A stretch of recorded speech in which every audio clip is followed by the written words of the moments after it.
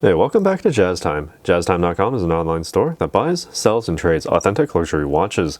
We make these videos so you can easily choose the best watch for yourself in the comfort of your own home. We offer the lowest prices anywhere online, and if you'd like to know the price, simply click on the links in the description below.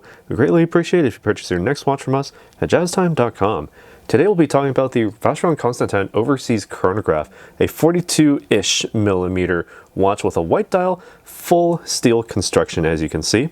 All right, reference number 49150/B01A-9095. That means that this is the second generation. We're currently on the third generation, at least as of the making of this video, of the Overseas Chronograph. So basically, why would you want to settle on the second generation? Well, obviously the price will set it apart from the newer generation, but there's a few other factors, and I'm pretty sure if you're keen on the third generation, you'll have already seen the differences already.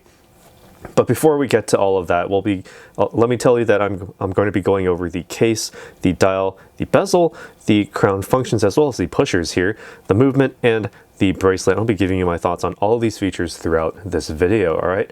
Now, starting off with this case, we have the 42, it sort of averages out to 42.5 millimeters. That's from the 10 to 4 or the 2 o'clock to 8 o'clock position. That's sort of like the average. It's not a perfectly round case. As you can see, these lugs sort of elongate it and sort of make it a little bit wider depending on how you measure it. But it averages out to 42.5. It wears like between a 41 and a 43, so 42-ish millimeter case dimension. It has a thickness of 12.5 millimeters, I measured, and the lug-to-lug span about 50 millimeters, like right down the center, about 5 centimeters, all right? So, and it actually does have this sort of form factor that allows it to fit on just about any size wrist, but more on that later when I try it on and show you.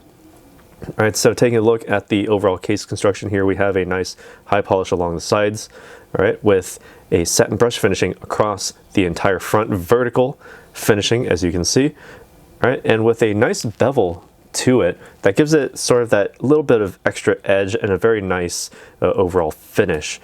And sitting right on the front of this case, we have this bezel here with the sort of Maltese cross sort of theme going on here with the Vacheron Constantin Maltese cross.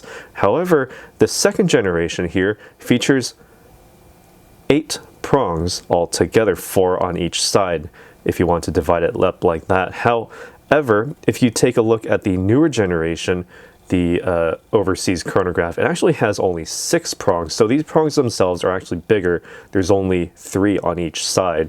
So this one has it a little bit more busy looking, but gives it sort of that industrial look that gives it that real sense of being sporty and more modern. Whereas the newer generation, the third generation with the 6 prongs, makes it a little bit cleaner in presentation, in my opinion. However, a little bit more timeless, a little bit harder to gauge as to where exactly it fits within the Overseas line. This one is a little bit more obvious in that it would be a modern industrial sports-like watch.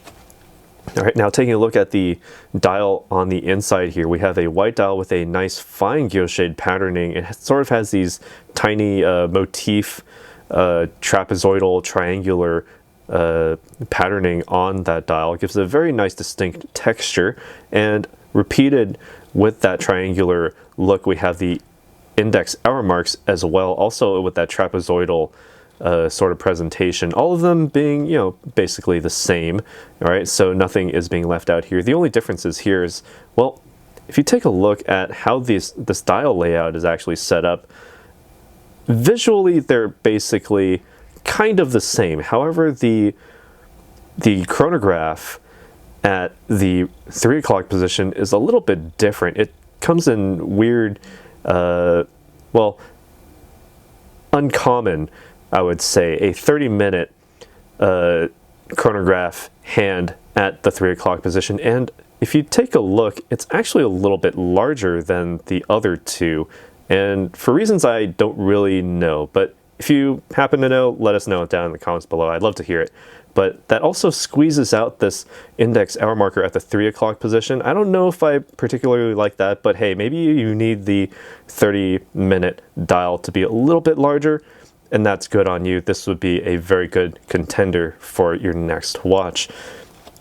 At the 12 o'clock position, we have a double-digit style of a date wheel, or two sets of wheels actually. So if I demonstrate the crown function there for the date setting, it's a quick set date, so you can actually set it however you want. And note that the tens position for that date does not actually move until you actually get to 10, and then it basically stays there while the ones position will continue to go. And it's about a half turn for each,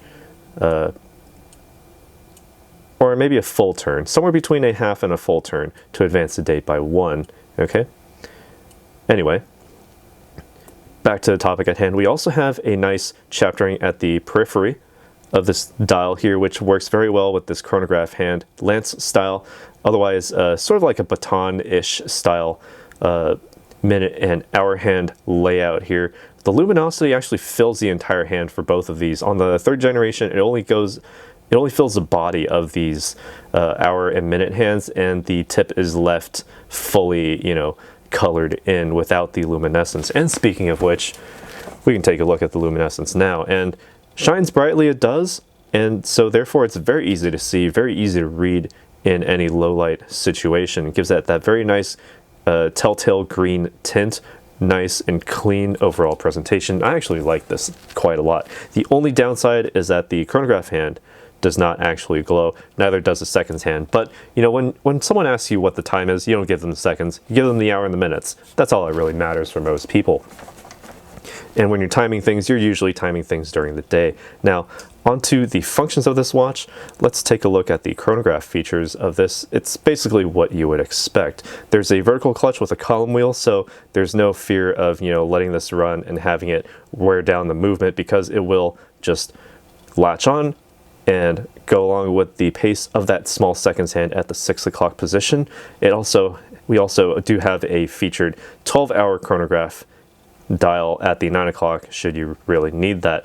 But as the hand reaches the 12 o'clock, the minute chronograph slowly ticks up. So it gives it not an instant tick, but a very nice sort of easy movement of that tick. All right. And then pressing the top button again gives it a very nice actuation, nice click, nice actuation. It feels good to actually press this button. If you're a fidgeter, you may actually enjoy this, but don't do it too often. Anyway, once you stop it, you can then reset all of these dials except the small seconds, as well as the chronograph hand by pressing the bottom button. Reset nice and easy, and it feels good as well. And be sure to always screw these back in when you no longer need them. You want to maintain that water resistance down to 150 meters or 500 feet below sea level. Feels good in the hands to press those. Be sure to screw them back in to maintain that water resistance. Now, the winding crown, it's as you would expect. You simply unwind it to the first position. This allows you to wind the watch. So about 20 to 30 full winds is all you need to get to the full power reserve. Once you start feeling that damping, that resistance starting to ramp up, that's when you know you can stop nice and easy.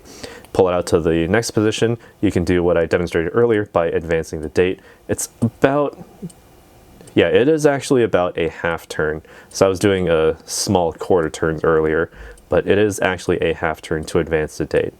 All right, and if you do it with the correct thumb and forefinger movement, it actually feels very good. You get that little ticking, that tiny haptic feedback of the tiny date dial ticking forward. It feels very good. If you're on the 30th of a month and tomorrow is the 1st of the next month, just simply wind it once, and when the hour hand goes past midnight, it'll just switch over to the first. Nice and easy, no issue there. Pull the crown out to the final position. Note that the small seconds actually does continue to run. All right, so there is a slight issue with that I personally take, but I love myself some hacking seconds, but hey, no one really asks again for the seconds when they ask for the time. So just set the minute hand wherever it happens to go. Just wait for that seconds hand to sweep around, and then when it's ready, you can then press the crown in. Now, for this specific model, I don't know if this is the same for all models, but there's a slight jump ahead whenever I press the crown in to set the minute. Not that that's a huge issue. So for this specific one, again, I don't know if this happens for every single second generation Vacheron Constantin Overseas chronograph, but keep in mind that you may want to actually set it behind by about 1 minute and then press the crown in. As you saw earlier, it actually jumped forward 1 minute about, right? And once you're done, just simply wind it tightly back against the case to ensure that water resistance. Nice and easy. All right, now taking a look at what makes all of that work, it is the in-house made caliber. Or actually no, it is a partially in-house made, but mostly outsourced movement. They call it the caliber 1137. It beats at 21,600 vibrations per hour and has 37 joules with an approximate power reserve of 40 hours. All right, so it beats at about 3 hertz, so about 6 little ticks per second. And if you'll note, you can't see it through the case back, but you do have that anti-magnetic case back that keeps the movement nice and protected. If you get close to any sort of magnet, well, it'll be running just fine. Not that most of us work with magnets all that much. And taking a look at this case back, we also have this this ship that I believe may be related to Amerigo Vespucci. I'm not entirely certain on that. I haven't done the full research on this vessel here, but you can certainly look at it under a loupe and see all the fine details in it, along with the the certification that it is water resistant down to 150 meters. It's a screw-on case back, so very nice and easy to service when it's needed. Taking a look at the bracelet here, we have a nice satin brush finish continuing from the case all the way down all of these links, and in between each link, these intermediate portions here, if I can zoom in and get a nice clear view of it, it's actually a high polish among all of these tiny pieces of these links. So that gives it a very nice distinct look and overall just very beautiful presentation. Something that you can't duplicate easily. Nice high polish along the sides, and if you'll note, all of these links are actually removable. So if you need to size this to your taste, you can certainly do so. Going down to the double deployment clasp here, we have a button pushing system here with the Maltese cross nicely centered and symmetrical. And I believe this one does not feature the pull adjustment system that the 3rd generation has. Actually, let me check right now. No, it does not feature that. So one more difference between the 2nd generation and the 3rd generation is that the 3rd generation allows you to pull this bracelet out and size it. If your wrist happens to swell during the day because it's really hot, maybe you drank an entire 2-liter bottle of water, your wrist would swell, and then you can just simply pull the bracelet out. Literally, you don't even need to take it off of your wrist, and it would size nicely. Whereas this one, you'd have to actually size it to your wrist. Now, again, to open this, just press both the sides to deploy the clasp. Nice and easy, all stainless steel in its construction, nice high polish on the inside, gives a very nice little extra flare there. While I'm here, I'll try it on, give you my thoughts as to how it wears on the wrist. All right, so this has full links on it, so it's rather big for me, but again, it wears about like a 41 to 43 millimeter, depending on where you look at it, but zoomed out on my wrist, kind of big. If you have a wrist larger than 7 inches or 18 centimeters in circumference, then this would definitely fit much better for you. On my wrist, there's plenty of space for venting underneath these lugs, and actually, if you do have a wrist like mine or smaller, the way that these lugs actually work is that the bracelet can actually go all the way, can actually be tucked underneath these lugs. So literally anyone can wear this overseas watch with zero, risk of, actually not having it fit, because again, you can simply remove any number of links that you want and it will still fit because the lugs allow for that inward tucking, as you can see.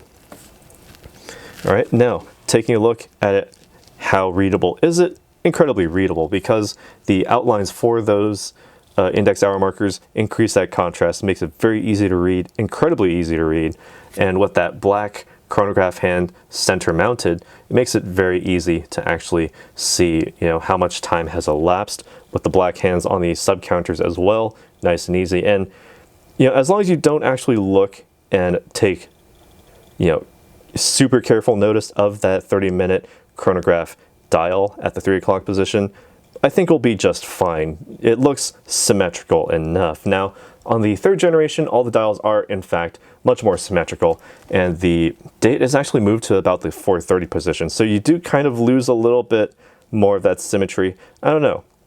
Take a look at the 3rd generation. I did a video on the black dial with the white sub counters, but you can take a look at that on our website or here on YouTube and make a judgment for yourself which one's better. But anyway, enough of what I think. What do you guys think about this watch? Let us know down in the comments below. What do you think about this Vacheron Constantin Overseas Chronograph, model number 49150/B01A-9095?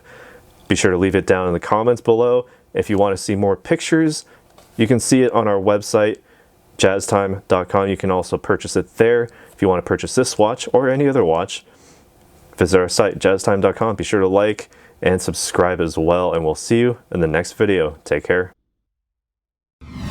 If you want to find out more about the watch you just saw in the video, you can just click below on Show More to see the full description. Then you can check the link next to model as seen in video, click on it, and you will get to the proper page where you can see all the details. If you're watching on a mobile phone, you have to click on the arrow down on the right hand side below the video to see the full description. If you like this video, please give us a thumbs up. If you would like to share this video with your friends, you can use the share button below and share it on any platform you like. If you have questions, constructive feedback, want to tell us about some mistakes or misspeaks, just write a comment below. If you want to see more videos like this, you should subscribe to our channel and visit our channel page where you can find all the videos. And if you're interested in a specific watch brand, you can check out our playlists. If you want to check the price for a watch or want to buy one, remember at jazztime.com you always get a steep discount, so you should check the prices with us. If you want to know the price for a specific watch, just go to Google, type in JazzTime, plus the brand, model and the details you're interested in, and Google will find the right page for you. Thank you for watching.